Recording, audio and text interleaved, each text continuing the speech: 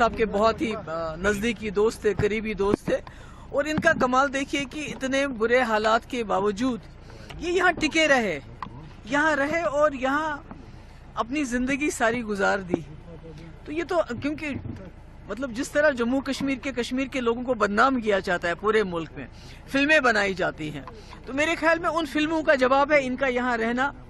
और भाईचारे से रहना। यहाँ के जब इनकी डेथ होगी तो यहाँ के जो लोग कितना रश रहा, कितने लोग इनके घर आए गए, तो मुझे लगता है भाईचारे की ये सबसे बड़ी मिसाल है। और इसके साथ ही जो हमारे कश्मीरी पंडित भाई बहन है जो बहुत मुश्किल हालात में जहाँ जम्मू में या कहीं रह रहे हैं, तो मुझे लगता है उनके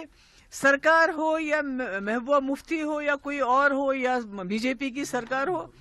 मुझे लगता है उनको यहाँ आके सेटल होने में किसी की मदद की जरूरत नहीं है।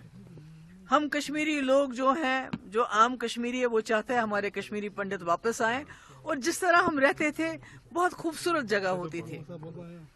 मतलब जब मिलजुल के आप रहते हैं, कश्मीरी भी है, पंडित भी है, सरदार भी है, बुद्धिस्ट भी है, क्रिश्चियन भी है, मुसलमान भी है, तो उसकी एक अपनी शक्ल होती है। तो उनका मैं समझती हूँ रोशन लाल जी का यहाँ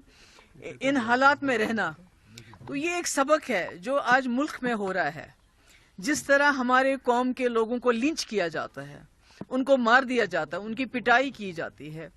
उनको हमारी मस्जिदों को तोड़ा जाता है, हमारे मदरसों को तोड़ा जाता है, हमारे मुसलमान जो उनके घरों को तोड़ा जाता है, उनके जो बेचारे रेडी पे काम करते हैं उनकी वो सारा सामान फेंका जाता है। तो मैं समझती हूँ कि मुल्क के जो हमारे लोग हैं, जो हमारे हिंदू भाई बहन हैं, जो ज्यादातर सेक्युलर हैं, वो ये तोड़ फोड़ नहीं करना चाहते हैं।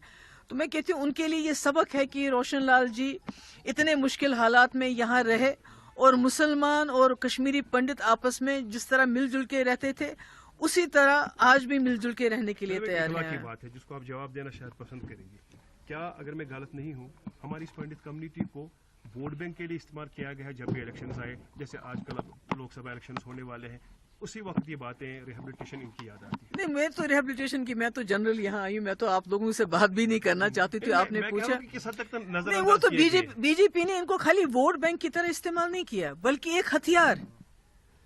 कश्मीरी पंडितों के दर्द को, उनकी तकलीफ को इन्होंने एक हथियार बनाया और पूरे मुल्क में उस हथियार को बेचा,